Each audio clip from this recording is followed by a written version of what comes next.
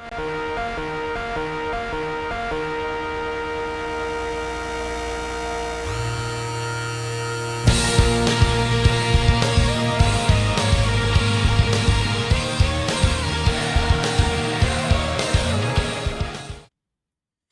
buenas, atléticos. Bienvenidos a un nuevo vídeo aquí en De Padres a Hijos. Soy Dani, me acompaña Diego, ¿qué tal?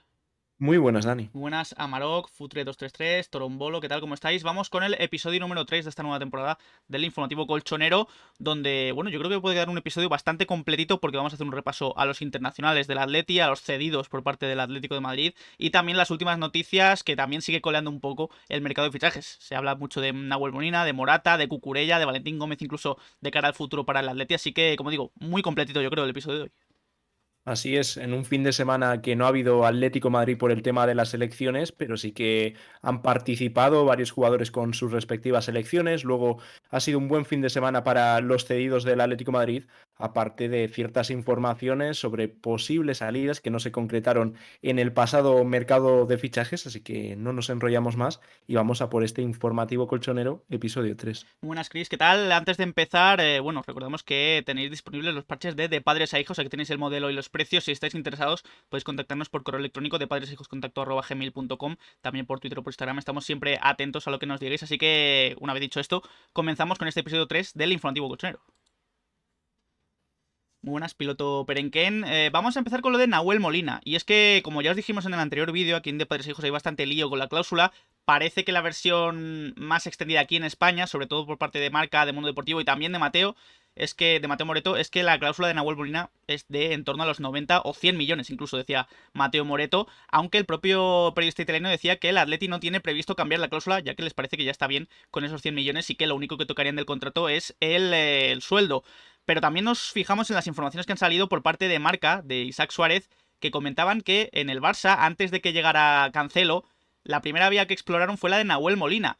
Pidieron un poco las condiciones, el precio, incluso el Barça estaba interesado en ofrecer jugadores transferibles para ellos que podían interesar al Atleti no le interesó ninguno y parece que se desechó esta opción. También en ese mismo artículo comentan que el Bayern pidió precio por Nahuel Molina y que la Juve hubiera ido a por el argentino si hubieran vendido, perdón, a Chiesa y a Vlahovic.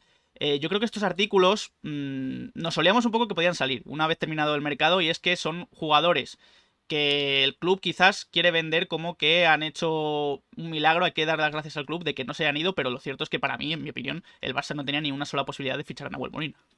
Ninguna. Era una operación inviable y aparte que en el tema de los fichajes, una gran parte del irse al otro equipo, de quedarse, la tiene el futbolista. Y Nahuel lo ha dicho siempre, quiere quedarse en el Atlético de Madrid, quiere triunfar. Su comienzo fue complicado, pero tenía confianza plena de Diego Pablo Simeone y a partir del Mundial ha sido uno de los mejores laterales derechos del mundo. Es también interesante lo que comenta Mateo, que el club no piensa en tocar la cláusula. Creo que es un precio accesible para equipos como el Bayern, el Manchester City y más si sigue en esta progresión Nahuel Molina, porque lo normal sería poner una cifra de al menos el doble del dinero para que no se pueda ir de ninguna forma Nahuel, pero ya sabemos que el Atlético de Madrid trabaja de esa forma con el tema de las cláusulas, lo hemos vivido con Rodri, con Lucas, con Thomas, cláusulas que no son altas para el nivel que tienen esos futbolistas y si llega en algún momento algún equipo que esté dispuesto a pagar esos 90, 100 millones que tiene la cláusula y el jugador en ese momento cambia de opinión y decide empezar una nueva etapa, pues Nahuel Molina podrá salir. Lo importante, seguir disfrutando de Nahuel. Ojalá llegue esa renovación porque creo que es más que merecida. Ahora mismo es uno de los jugadores con un sueldo más bajo de la plantilla, así que un poco las informaciones que han salido alrededor de Nahuel Molina. Y lo mismo que comentamos con Molina, lo podemos comentar con Morata. Y más aún cuando Morata hizo el partido el otro día con España, luego lo comentaremos con ese hat-trick. Pero también salen artículos de las ofertas que ha podido rechazar el Atleti o el propio Morata para salir del conjunto rojiblanco. Primero en AS, Marta García Núñez comentaba que Morata rechazó ofertas desde Arabia Saudí que le ofrecían unos 40 millones de euros netos por temporada. También en Marca, en este caso José Félix Díaz, un poco en un artículo alabando el rendimiento de Morata en la selección española, comentaba que equipos como Roma, Inter, Milan, Bayern y Leipzig también intentaron el fichaje del propio Álvaro Morata, pero su prioridad, la prioridad del internacional español, fue siempre el Atlético de Madrid. Un poco parecido a lo de Molina. Son artículos que salen una vez terminado el mercado de fichajes, donde parece que quieren dar importancia a que no han dejado salir a jugadores. El tema de Morata estuvo bastante caliente con los equipos italianos, por ello Juanma López viajó a Milán, en concreto para reunirse con el Inter del Milán y luego salieron las distintas informaciones y esas ofertas que no llegaban a los 20 millones que pedía el Atlético de Madrid por parte del Milán y la Roma, una Roma que quería Álvaro Morata, era el deseo de, de José Mourinho, que finalmente ha obtenido a otro delantero de nivel, como puede ser Romelu Lukaku. El tema del Bayern se dejó caer en algún momento del verano, antes de que fuesen a por su principal objetivo, como era Harry Kane, un futbolista que creo que va a dar el salto al Bayern y que le hace un claro candidato a ir a por la Champions League. Luego el Leipzig, que también se ha movido muy bien en esa zona ofensiva, cerrando a futbolistas como Penda, y luego Arabia Saudí, que hace una semana salió que estaba todo cerrado con el Al-Shabaab, el príncipe de honor. Hace unos meses lo comentó que estaba cerrado tanto Carrasco como Morata. Finalmente Carrasco llegó, pero el cambio en la presidencia parece que fue lo que hizo que no fuese a más ese posible acuerdo entre Morata, aparte que el jugador pudo valorar esa opción, pero finalmente se quiso quedar en el Atlético de Madrid. Mira, seguimos con Arabia Saudí porque también en Marca comentaba David Medina que en cuanto al Atlético de Madrid no llegó nunca ninguna oferta desde Arabia por Hermoso, Marcos Llorente ni Saúl. En cambio sí que llegó por De Paul, esto ya lo comentamos aquí también en De Padres e Hijos cuando se dio la noticia del Al Hilal, si no me equivoco. No, era el Al Ahly para De Paul, si no me equivoco, y luego también Morata. Lo que pasó con Morata y con De Paul es que ambos jugadores rechazaron las ofertas, pero recalcan en Marca que ni Hermoso, ni Llorente, ni Saúl recibieron ninguna oferta, ni por tanto el Atlético de Madrid. Y por el chat estáis comentando bastante que tenéis la sensación de que Morata igual pensó en irse, pero antes de nada, muchísimas gracias a Sois J. mejores Badrod y por Aupa esos Atleti. 18 mesazos. Muchísimas gracias, J. Badrod. Muchas gracias también por tus palabras. A UPA Atleti, 18 meses ya. Ya un año y medio aquí en De Padres e Hijos. Muchísimas gracias. Mil gracias. Y lo que estábamos comentando, que, a ver, algo hubo, porque si no, Juanma López no negocia. Si el jugador no se quiere ir, ¿para qué va a negociar con otros equipos? El jugador en algún momento igual dudó de la importancia que podría tener en este Atlético de Madrid y ahí es cuando se valoró una salida. Lo único que no llegó ninguna oferta, eso es lo que es firme y seguro, que no llegó una oferta sobre lo que pedía el Atlético de Madrid en torno a los 20 millones de euros. Y bueno, hablando también, ya dejando de un lado las salidas, estos artículos de Marca, sobre todo que hablan de que el Atleti no dejó salir o que no llegaron ofertas de Arabia Saudí ni por Hermoso, ni por Llorente, ni por Saúl. También sale algo nuevo que tampoco se ha comentado mucho en este verano, desde Fabrizio Romano, que dice que Cucurella rechazó una cesión al Atlético de Madrid. También rechazaría cesiones a Leipzig, Real Sociedad o Sevilla. Ya sabéis que ha sonado mucho para el United. Su fichaje por el United colapsó durante el verano y el Chelsea también en enero de este mismo año rechazó un acercamiento del City. Es decir, Fabrizio mete al Atleti en una posible puja o en una posible oferta de cesión al Chelsea por Cucurella, pero el propio internacional español no lo aceptó. Sería un reemplazo para Carrasco, al igual que se tocó en las últimas horas del mercado a Buchanan. Se buscó, o al menos así lo indicó Mateo Moreto, que se intentó el fichaje del canadiense, porque lo de Carrasco sí se dio en las últimas horas del mercado, pero seguramente el Atlético de Madrid sabía de hace más tiempo que Carrasco iba a salir a Arabia Saudí. Buscó incorporar en este caso un jugador que habría venido cedido, lo que no implica un traspaso, pero finalmente se ha ido Carrasco, no ha llegado nadie en esa posición, aunque hay que decir que está Javi Galán, Lino, y que hacía más falta reforzar otras posiciones que tampoco se han reforzado. He dicho internacional español, no estoy muy seguro ahora si Cucurella debutó con la absoluta de España. Ahí dejo la duda. Y Ahora bueno, mismo lo busco y lo confirmo. y seguimos con más noticias porque Valentín Gómez es otro de los jugadores que ha sonado muchísimo durante bastante tiempo para el Atlético de Madrid y según informan en Estadio Deportivo Óscar Murillo, tanto Atlético de Madrid como Betis siguen muy pendientes de Valentín Gómez. Tiene contrato hasta el 31 de diciembre de 2024, es decir, cuando terminen estos meses de 2023 entrará en su último año de contrato y su cláusula es de 10 millones de euros. Dicen también en este medio que hay clubes de Portugal y de Italia que también lo han sondeado, pero que él prefiere un movimiento a España para debutar un poco en el fútbol europeo y como digo, Atleti y Betis, según Estadio Deportivo, están muy interesados. Sí que ha jugado Cucurella con la selección, estuvo en el Olímpico, único que eso no sé si cuenta como tal, pero también debutó el 8 de junio de 2021. Pues ahí está el debut Y de Cucurella. respecto a lo de Valentín Gómez, es algo que parecía que podría estar todo hecho fue con Inter de Miami, ¿no? Sí, o no sé si era jugador de Racing, ¿era Tomás Avilés? Es ¿Puede ser o verdad, algo así? era Tomás Ávila. Sí. Sí, sí. Vale, no, con Valentín Gómez es otro futbolista del que hemos hablado en el pasado en el canal, que el Atlético de Madrid estaba interesado y ahora el Atlético que busca un poco rejuvenecer la plantilla en los próximos años. Está clara la apuesta con jugadores como Samu, aparte de todos los futbolistas que hay en la cantera que están ahora mismo cedidos. Valentín Gómez se puede sumar a esa larga lista y oye, me parece bien que el Atlético de Madrid se vaya moviendo en este tipo de fichajes. Vamos a hacer repaso también en este episodio 3 del Informativo Colchonero de primero los internacionales, luego iremos con los cedidos porque también hay bastante chicha de la que sacar en este episodio. Durante este fin de semana han jugado Morata, Pablo Barrios, Soyuncu, Savic y Oblak. Vamos a decir un poco los resultados. Morata metió hat-trick, yo creo que ya todos lo sabemos, en el Georgia 1, España 7. Es verdad que jugó 72 minutos, le dio para bastante al bueno de Álvaro Morata. Pilicueta no jugó. También repasamos un poco lo que dejó Atlético Stats en Twitter, que Morata no marcaba un hat-trick desde 2017 con el Chelsea, ante el Stoke City.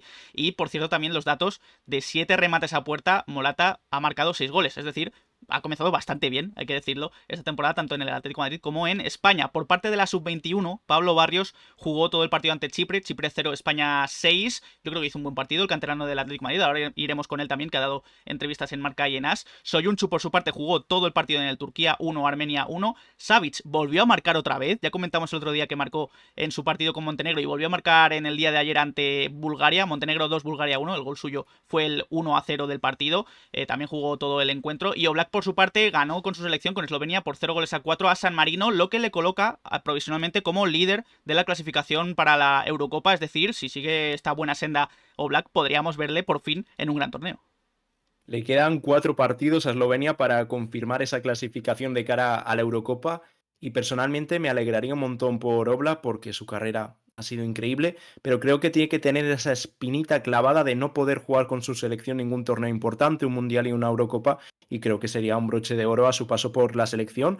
Luego lo de Xavi, que es curioso, cada vez que se viste la camiseta de Montenegro, vemos a un Xavi goleador en esa posición casi de delantero centro, porque en pasadas convocatorias recordamos un gol de penalti perfecto tirado, como hay que tirar un penalti fuerte, también fue arriba, era imparable, así que ojalá veamos también a ese Xavi goleador en el Atlético de Madrid, al igual que un Morata que marcó ese hat-trick, ha empezado bien la temporada, sobre todo en estos últimos partidos a nivel goleador, porque el partido del Rayo Vallecano hasta los goles no fue bueno, pero hizo lo que se pedía un delantero centro, que es marcar goles. Ya sabemos que Morata es un delantero de rachas.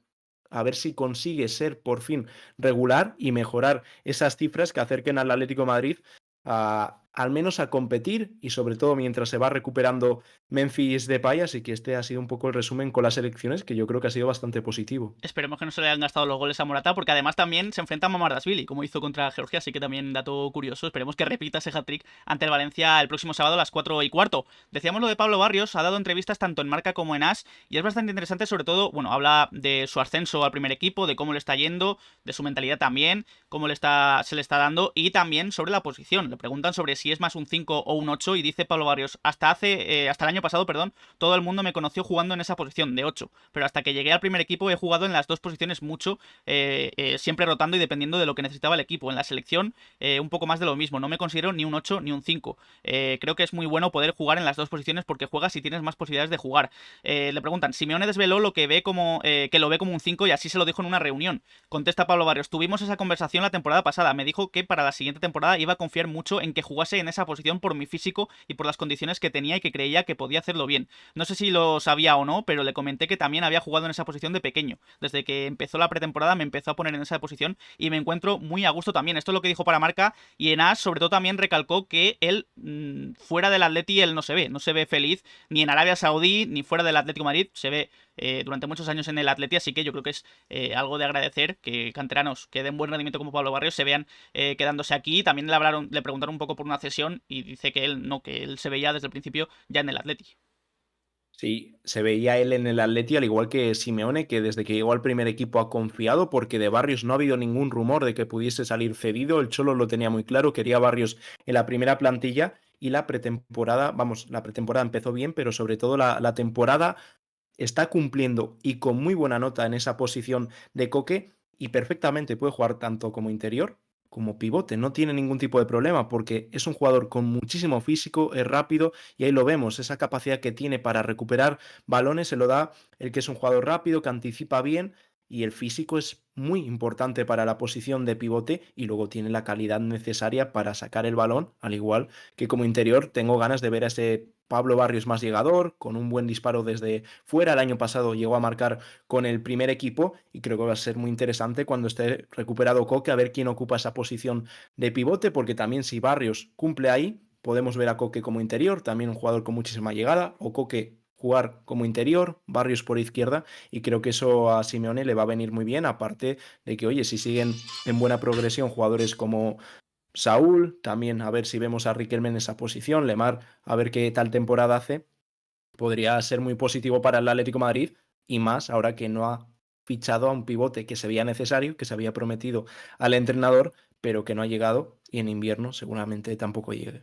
Y bueno, no es el único internacional del Atleti que ha hablado en estos últimos días. También durante la concentración de Eslovenia, Oblak habló y sobre todo también sobre su lesión en el cuello que le ha apartado del fútbol del Atlético de Madrid durante los últimos meses de la temporada pasada. Ha dicho, la lesión en el cuello fue realmente complicada. Han pasado meses difíciles, momentos difíciles, pero creía que con el trabajo adecuado todo se arreglaría y se solucionaría. Me siento muy bien en este momento. Estoy muy satisfecho y feliz de poder ayudar en el campo otra vez. No estoy acostumbrado a estar en el banquillo. Es doloroso ver cuando no puedes estar ahí, cuando no puedes ayudar y lo más difícil para mí fue cuando no sabía exactamente cuándo todo volvería a estar bien, cuándo estaría listo para jugar de nuevo. Tenía que confiar en que todo saldrá bien al final, confiar en que todo saldrá bien sin cirugía y esperar pacientemente a que llegue ese día. Y sobre cuándo tenía previsto volver, dice, pasaron bastantes semanas, al principio no había ningún progreso real, las cosas se estancaron, cuando comencé a ver que las cosas mejoraban fue mucho más fácil. Me dije a mí mismo que hacia el final de la preparación del club tendría razón y estaría entre la portería, entre los palos en el primer partido del Atlético de Madrid. Así que dice un poco sus sensaciones Oblak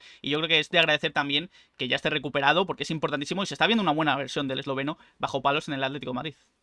Muy buena versión, al igual que en el último tramo de liga. Hemos visto hasta la lesión, hemos visto un Jan Oblak que ha mejorado sobre todo con el balón en los pies. Se agradece que no sea un portero como lo era antes, que buscaba siempre el patadón arriba y muchas veces sin sentido. Ahora vemos que hay veces que Oblak saca el balón, el Atlético de Madrid desde atrás manda tranquilidad y eso ha hecho que el Atlético de Madrid haya jugado también en los últimos meses y es una lesión que Jan Oblak se hizo hace poco más de un año, a finales de agosto, antes del primer partido de liga frente al Getafe. Ahí es cuando se sintió esas molestias y estuvo con esa lesión hasta abril, que ahí dejó de jugar.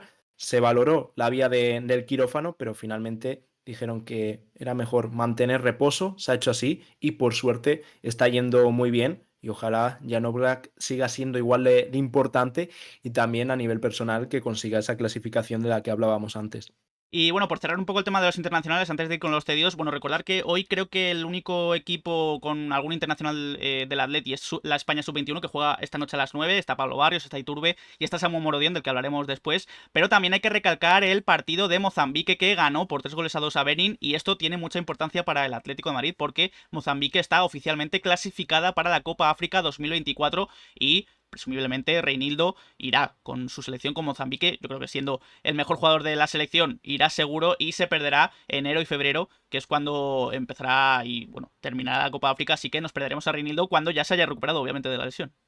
Nos alegremos, al igual que lo decíamos con Jan Oblak. Lo único que el problema aquí es que la Copa África se juega mientras está jugando el resto de competiciones, no hay parón, no se esperan al verano. Y esto para el Atlético de Madrid es una muy mala noticia porque Reinildo, esperamos que en febrero, enero, cuando ya se produzca esa Copa África, esté totalmente recuperado y ojalá vuelva a ser igual de importante que lo fue en este primer momento antes de la lesión con el Atlético de Madrid y esto haría que al menos se perdiese con el Atlético de Madrid unos 15 días, porque luego hay que ver hasta dónde llega Mozambique, pero 15 días seguro, si al final va con Mozambique, va a estar fuera de la disciplina del Atlético de Madrid. Luego, si Mozambique avanza, podría estar hasta un mes fuera si consigue llegar a la final. Vamos ya con otro de los temas del día, que son los cedidos. Hay que repasar obviamente los partidos de ayer tanto de Carlos Martín como de Mourinho y de Mollejo en el Zaragoza, como de Borja Garcés en este caso en el plano negativo, porque Borja Garcés tuvo que abandonar en la primera parte el Valladolid Elche debido a una lesión muscular en el gemelo derecho, así que esperemos que no sea nada y una pronta recuperación para Borja Garcés. Todo lo contrario ocurrió con Carlos Martín y con los jugadores del Zaragoza. Primero, Carlos Martín, canterano del Atlético de Madrid, su debut en segunda división está siendo espectacular, lleva 5 goles en 5 jornadas porque en el día de ayer marcó un doblete y dio una asistencia en ese Mirandés 4 Andorra 3. El último gol es espectacular, es un golazo de tacón que además dio la victoria al Mirandés. Y luego por parte del Zaragoza, Mollejo marcó en ese Cartagena 1 Zaragoza 3, perdón, marcó el último gol del partido. Luego hablaremos de Mollejo también porque hay cierta polémica con él. Y Mourinho también debutó con el Zaragoza por primera vez esta temporada. Hay que decir que, según informaban antes del partido en la actualidad Zaragoza, parece que el Atleti llegó a un acuerdo con el Zaragoza para que jugara Mourinho un mínimo de 20 partidos en los que debía jugar al menos 45 minutos, así que parece que Mourinho sí que va a tener minutos en el Zaragoza. Hay que empezar, obviamente, por Carlos Martín, que su comienzo y su nueva experiencia en la segunda división con el Mirandés está siendo espectacular. Su inicio está marcado por el gol y sobre todo por el rendimiento que está dando, porque aparte de marcar, también asistió al primer gol, un golpeo que tocan un jugador, se envenena y no puede hacer nada el portero. Y en el último minuto, en el minuto 98, donde tiene que aparecer un delantero, ahí estaba un Carlos Martín que se inventó un recurso a la media vuelta, luego otro delantero no sabría qué hacer, pero Carlos Martín tiene el gol en las venas y consigue marcar con ese taconazo y desata la locura en Andúba y su comienzo está siendo espectacular. A ver si mantiene este nivel, pero Carlos Martín, ya os hemos comentado siempre que es un jugador que nos gusta mucho, que creemos que va a llegar al primer equipo y va a ser importante y su comienzo con el Mirandés es una maravilla, aparte de que parece que todos los jugadores que se van cedidos al Mirandés están tocados con la varita, porque la cesión de Riquelme y de Camello fue muy buena para los futbolistas y también para el Mirandés. Y luego ya pasando al Zaragoza, quinta victoria consecutiva del conjunto aragonés en un campo complicado como es el del Cartagena, y el debut de Santi Mourinho fue muy, pero que muy bueno, de muy buena nota.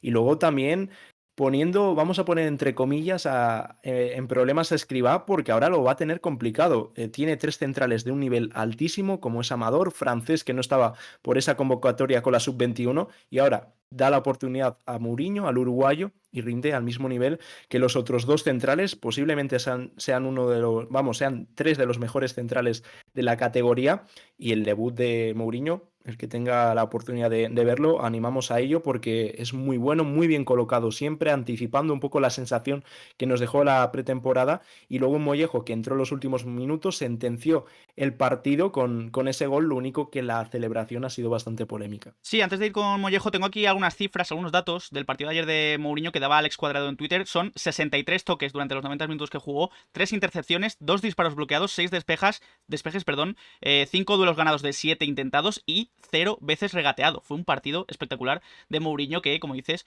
va a hacer dudar a Fran Escribá para ver cuál será la dupla de centrales para el próximo partido en el Zaragoza. Y lo de Mollejo también, aquí vemos la imagen. Es verdad que es un gesto feo, pero yo creo que se está sacando de quicio todo. Es verdad que, como digo, quizás se lo podría ahorrar, pero de ahí que la liga denuncie esta celebración. Un Mollejo que además se disculpó después del partido, porque él dice mismamente que no se refería a nadie ni de la grada ni del equipo contrario. Fue un gesto pues de la euforia, ¿no? De haber marcado el gol. Supongo que también Mollejo lo estará pasando regular, porque no está teniendo todos los minutos quizás que está mereciendo, que él cree que merece, y que para mí se está sacando un poco de quicio. Sobre todo también hay gente que lo está comparando con lo de Rubiales. Rubiales es un presidente de una federación que lo hizo en un palco junto con la reina y con la infanta. Lo de Mollejo es un partido de fútbol que estaba ahí jugando el hombre, marcó un gol en el último minuto y la verdad es que la celebración yo la entiendo. A ver, entenderla no lo sé, yo creo que son gestos que sobran, pero para nada es comparable con lo de Rubiales. Hay que ver la importancia que tiene cada uno y sobre todo el puesto que ocupa uno es siendo el presidente de la federación en una final de un mundial donde están todos los focos puestos, y luego otro como es Mollejo, que es un futbolista. Yo creo que es un gesto un poco de reivindicación. Lo importante aquí, que Mollejo no hubo más que ver las palabras que tiene después de rueda de prensa, él sabe que se ha equivocado y ahora la liga el problema es que lo ha denunciado. Si es un gesto leve puede ser de 1 a 4 partidos, pero como lo considere grave podría ir de 4 a 12 partidos la sanción para Mollejo, algo que parece bastante desorbitada. Por ejemplo, también mucha gente comenta el gesto que tuvo el Cholo Simeone, en ese caso fue en Champions, por tanto quedaba a disposición de la UEFA, y en ese caso el argentino fue sancionado con 20.000 euros. Mollejo sabe que se ha equivocado, ha pedido perdón y no creo que haya que darle más vueltas. Repetimos, no estamos diciendo que el gesto esté bien, o sea, el gesto es feo y se lo puede haber ahorrado, pero de ahí a que haya sanción de 10 partidos o de 12 partidos, me parece algo Sí, desorbitado. no, y luego, por ejemplo, Bale, cuando hizo una peineta, un corte de mangas en el Metropolitano, eso no fue sancionado, que ahí sí que es un gesto que va contra la grada. Mira, hablando de cedidos, pasamos a Samu Morodión, que es verdad que está cedido en el Alavés. También ha ido convocado con España sub-21. El otro día no jugó ni un minuto. Esperemos a verle hoy ese partido de las 9 junto con Pablo Barrios y con Iturbe, que tampoco jugó el portero del Atlético de Madrid. Pero nos fijamos un poco en algunas declaraciones que ha dado para Onda Cero y para Jugones. Sobre todo en Jugones, ha hablado un poco de su traspaso al Atlético de Madrid, de ese pago de la cláusula, y ha dicho: yo no he traicionado, perdón, a nadie, refiriéndose un poco al Granada. Mi representante puso en alerta al Granada hasta 6 veces de que había ofertas. Gente del club no respondía a los avisos de mi representante. El único que sí lo hacía era el director deportivo. Después todos sabemos que el Atlético pagó esa cláusula y Samu Mordión terminó en el Atlético de Madrid cedido en el Alavés. También para Onda Cero, como digo, dio una entrevista donde sobre todo explicó un poco qué sintió cuando recibió esa llamada del Atlético de Madrid. Dice: si te digo la verdad, estaba tranquilo pese a los rumores del fichaje por el Atlético. Confiaba plenamente en la gente encargada de esos temas. Al final, si eso se daba era por algo. Si no, era porque no tenía que pasar. Dios quiso que pasase y estoy muy contento. El Cholo Simeone, no he hablado mucho con él, pero me transmitieron desde el club el interés en mí. Algún rato he hablado con él y me transmitió su confianza.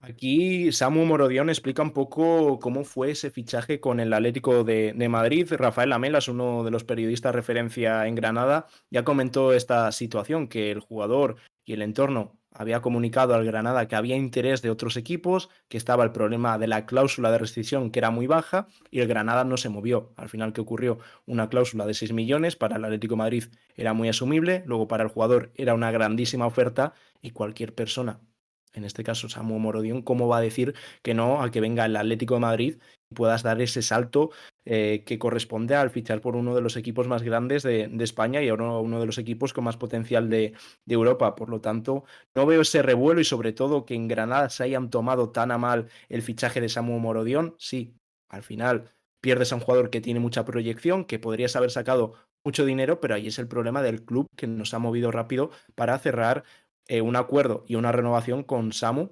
Así que el jugador ya está con la sub-21 y ahora hay que centrarse y seguir muy de cerca a ver qué tal va esa cesión con el Alavés. Y bueno, antes de continuar, bueno, si os está gustando este vídeo, podéis dejar un like, darle al botón de suscribirse y a la campanita para que os lleguen las notificaciones cada vez que subimos vídeo de padres e hijos y estar al tanto de toda la información del Atlético de Madrid. Hacemos repaso de los internacionales, de los cedidos por el Atlético de Madrid. También hay que hacer repaso del partido de este fin de semana del Atlético de Madrid B, que perdió 3-1 contra el Ceuta en casa, en Majadahonda. El único tanto del Atlético lo hizo Adrián Niño en el segundo palo de un córner, si no me equivoco, con la pierna izquierda. Y hay que decir que del Ceuta marcó un ex Atlético como es Cedric, marcó un doblete además, así que fue un castigo bastante grande para el Atlético de Madrid B, que no hizo ni mucho menos un grandísimo partido en casa. Va a ser un año complicado porque empezó muy bien contra el Antequera, pero ya se ha visto en los dos últimos partidos que el nivel que hay en Primera Real Federación es muy alto. Frente al Málaga, ayer frente al Ceuta, que es uno de los equipos más potentes de la categoría, y el Atlético de Madrid necesita algo más para, sobre todo, tener un año tranquilo. Es muy pronto para hacer un pronóstico de hasta dónde puede llegar el Atlético de Madrid, en qué posición puede quedar, pero Primera Real Federación es una división muy complicada y a ver qué tal va el equipo de Tevenet. Ayer marcado por un exatlético, en este caso por Cedric, que ha pasado por varios equipos, al final no convenció al Atlético de Madrid y se buscó ese traspaso al Ceuta, que ayer consiguió un doblete y dio la victoria al equipo del Sur 1-3 en Madrid. Por parte del Atlético de Madrid femenino hay que decir que finalmente no se jugó el partido, no se jugó la jornada al completo. Ya comunicó el Atlético que no iban a viajar para el partido ante el Villarreal, iba a ser ayer a las 7, pero esa huelga ha hecho que no se juegue, no haya un debut del Atlético de Madrid femenino que podamos comentar aquí en De Padres a Hijos. Lo que sí hay ganas, hay muchísimas ganas, es de que vuelva el Atleti. En este caso ya se pone la vista en la Champions, porque en Corriere dello Sport, sobre todo, comentaban que Mauricio Sarri está trabajando desde hace mucho tiempo en Fomello para afrontar dos partidos importantísimos para la Lazio, porque le viene primero la Juve y justo después viene el Atlético de Madrid en Champions League, en ese partido, primer partido de la fase de grupos. La petición que le ha hecho Sarri a sus jugadores es que no pierdan balones, porque el técnico italiano considera que el Atleti casi seguro generará peligro con las pérdidas de la Lazio, y además muchos están recordando las palabras de Sarri sobre Simeone hace varios años, diciendo que, bueno, que respeta a Simeone como técnico, pero que a él no le parece un juego atractivo el que hace jugar Simeone a su equipo, al Atlético de Madrid. Por otra parte, también el segundo partido de esa fase de grupos es ante el Feyenoord en casa, primer partido en el Metropolitano. Según Mundo Deportivo, el Feyenoord contará con 3.431 aficionados, y se está comentando también algunas experiencias, anécdotas de estos aficionados que son bastante peligrosos, así que habrá que tener cuidado también en ese viaje al Metropolitano. Va a ser interesante el partido contra la Lazio porque aunque esas palabras de Sarri yo creo que ahora cambiarían bastante si se hiciesen ahora en 2023 porque la evolución es clara del equipo de Simeone, creo que son dos equipos con una inspiración bastante parecida. Ahora vemos un Atlético de Madrid que le gusta también tener el balón y va a ser un encuentro que creo que va a ser bonito. Luego es cierto que la Lazio no ha empezado muy bien la temporada, sí que consiguió una victoria muy importante el otro día frente al Nápoles, venía de dos derrotas consecutivas, pero el año pasado en Serie A fue un equipo que a mí me gustó personalmente ver, que finalmente quedó segundo, consiguió el subcampeonato, y luego respecto al Feyenoord va a ser un partido bastante movidito, más de 3.000 neerlandeses van a venir a Madrid, pero creo que va a ser la sintonía de esta fase de grupos, porque del Celtic también van a venir muchos aficionados, incluso de la Lazio, así que ojalá no haya incidentes, que haya un grandísimo ambiente dentro del estadio, pero que no haya ningún tipo de problema. Eso será en Champions. Ya sabéis que el Atleti vuelve a la Liga el próximo sábado a las 4:15 ante el Valencia. Y, por cierto, también ya están nominados los 5 jugadores que optan a Mejor Jugador del mes de agosto. El premio a 5 estrellas del mes de agosto, en donde están Memphis, Pablo Barrios, Morata, De Paul y Griezmann. Y parece, según cuando he visto yo la votación, que Pablo Barrios era el que iba ganando. Así que yo creo que también se lo merece. Yo creo que los 5 han hecho un muy buen mes de agosto, un muy buen inicio con el Atlético de Madrid, pero Pablo Barrios yo creo que ha destacado, quizás también un poco por sorpresa, ¿no? Por encima del resto. Yo se lo daría a Pablo, porque creo que el papel que tenía que tener en el Atlético de Madrid era dar ese salto, sobre todo sustituyendo a Coque, y lo ha hecho, como hemos dicho antes, con muy buena nota. En el primer partido contra el Granada, Coque se lesionó a los 6 minutos, más o menos. Entró Pablo Barrios, se hizo un gran partido. Lo único que me quedó con el último contra el Rayo Vallecano, donde estuvo inmenso Barrios, ocupando todo el centro del campo, mejorando con balón. Necesita el tocar más rápido, no controlar, no conducir tanto, pero es algo que va a ir cambiando con el transcurso de los partidos, pero a nivel defensivo ha estado muy bien y no haciendo que echemos de menos a Coque en esa posición, algo que es raro de ver en el Atlético de Madrid. Luego el día del Betis salió en la segunda parte y también dio otra versión y otra imagen del Atlético de Madrid, así que para mí ha sido el mejor jugador del mes del Atlético de Madrid, aunque De Paul también contra el Rayo jugó bien, contra el Granada hizo un buen partido, pero me quedo sin duda con Barrios. Dejadnos en comentarios en YouTube a quién le daréis vosotros el premio a Mejor Jugador del mes de agosto del Atlético de Madrid. Hablando de premios, ya es oficial, Memphis se ha llevado el premio al gol del mes de agosto, que es ese golazo que marcó en la jornada ante el Sevilla, en esa segunda jornada en el Metropolitano, que pudimos ver y que, la verdad, perdón, Sevilla no, ante el Granada, que me he equivocado, ante el Granada en la primera jornada, el Sevilla no se jugó el partido, y es un golazo que, la verdad es que yo creo que estaba cantado el premio ya desde que se nominó. Si no tenía dudas con lo de Barrios, tampoco las tengo con que el gol de Memphis sea el mejor del mes, un golpeo perfecto en la primera jornada que vimos del neerlandés, así que más que merecido, y a ver si se recupera pronto. Se estimó de baja unas 3 semanas, así que a ver si llega para el partido del Madrid, o hay que esperar un poco más. Y mira que acaba de empezar la temporada, que todavía queda mucho para la temporada 24-25, pero ya se está especulando con la próxima nueva camiseta del Atleti. Y es que primero gol de Sergio en YouTube, lo adelantaba, y después Footy Headlines lo confirmaba en su página web. Estos serían los colores de la camiseta principal del Atleti, los colores clásicos, aunque dan como primer color el azul. Es por eso que en una de las predicciones de Footy Headlines mostraban este diseño, es una predicción donde el azul podría ser protagonista, sobre todo en la parte de arriba, con una especie de degradado, dejando ya paso al rojiblanco. Es una de las dos predicciones, la otra es más clásica, es el rojiblanco puro, sin más, pero ya se empieza a especular un poco sobre cómo podría ser el diseño, y sobre todo destaca, obviamente, la vuelta del escudo de 1947. Lo más importante es eso, la vuelta del escudo, que estará ya a partir de forma normal en todas las camisetas del Atlético de Madrid, al igual que en el tema de chándals y todo lo que aparezca la imagen del Atleti. Y también hay que destacar la presencia predominante del color azul. Footy Headlines ha hablado de un posible degradado, pero a estas alturas simplemente es un poco una idea, un concept que puede sacar la página, pero parece ser que el azul va a tener bastante protagonismo. Y bueno, vamos terminando ya con este informativo. Quedan 3 noticias. La primera, el Atleti supera los 59.000 abonados. Es el nuevo récord histórico del club, del Atlético de Madrid. Y hay que recordar que hasta el viernes 15 de septiembre la gente se puede seguir abonando, puede conseguir el abono en aforo general. Así que gran número de abonados. Como ya dijimos el otro día, también el Metropolitano ha ampliado un poco sus asientos, sus butacas, en unas 2.000. Ya son más de 70.000 los asientos con los que cuenta el Metropolitano. Y también, noticia del día de hoy, el Atleti ha firmado un acuerdo de colaboración con Help Steps. Ha llamado mucho la atención porque la gente se metía en las redes sociales de Help Steps y no tenía prácticamente seguidores. Es una aplicación nueva que consiste, si no me equivoco, si no he leído mal, en que por cada paso puedes donar hacia buenas causas. Así que yo creo que es una buena colaboración por parte del Atlético de Madrid, que firma, como vemos en pantalla, hasta 2023. Y cerramos este episodio del informativo con lo que quizás muchos estáis esperando, si sois fans del FIFA, del EAFC 24, que es el próximo juego de la saga de EA Sports. Estas son las medias no oficiales, pero sí filtradas, de muchos de los jugadores de la plantilla del Atlético de Madrid. También vemos, por ejemplo, también las estadísticas de Futre como héroe, y la verdad es que tiene mucho ritmo, es bastante rápido. Quizás algún puntillo yo le había subido más a Futre, pero el resto de jugadores, sobre todo Griezmann y Oblak, destacan como los jugadores con más media. Y es verdad que hay bastantes medias 83, 82, pero yo creo que por estadísticas son bastante buenos jugadores, sobre todo para el inicio del juego. A mí lo que me parece bastante baja la media de Futre.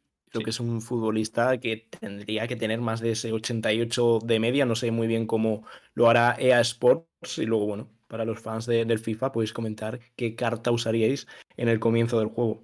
Yo la de Correa la usaré, supongo, porque me parece bastante buena para ser un media 82. Y luego ya veremos, porque la de Hermoso también pinta bien. De Paul también puede ser un jugador apetecible para el principio. Así que los fans del FIFA también manifestaos en comentarios en YouTube. Con esta noticia del FIFA, del EAFC 24, cerramos este informativo colchonero. Este episodio número 3, donde, como digo, bastante completo. Hemos hablado de los cedidos, de los internacionales, de jugadores del Atleti que podían haber salido según las informaciones de marca, pero que al final no se fueron, como Nahuel Molina o Morata, de Cucurella, de Valentín Gómez. Bastante variado este informativo, así que nada, Diego, ha sido un placer. Igualmente, Dani, nos vemos esta semana con más vídeos. Luego, lo importante, vuelve el Atlético de Madrid después de este parón de selecciones que siempre se hace bastante largo, porque tenemos ganas siempre de ver al Atlético de Madrid, pero más este fin de semana cuando se suspendió el partido contra el Sevilla, así que deseando que llegue el sábado para ver el partido en Mestalla, pero antes de eso traeremos vídeos bastante interesantes al canal, así que si no os los queréis perder, activad la campanita. Y mil gracias a los que os habéis pasado por el chat. También a J. Barrot por ese Prime, por esa suscripción durante ya 18 mesazos, y también a los que nos escucháis en diferido desde el resto de plataformas. Muchas gracias a todos por los que os habéis pasado por Twitch y para la gente de YouTube. Podéis dejar en comentarios qué os ha parecido este episodio número 3 del informativo colchonero, qué opináis del tema Molina, del tema Morata, también de lo de Cucurella, de Valentín Gómez, de los cedidos, de los internacionales, del FIFA. Dejamos nuestras redes sociales, Twitter, Instagram y Twitch, donde hacemos directos. Dejad un like, suscribíos y nos vemos en próximos vídeos. Un saludo.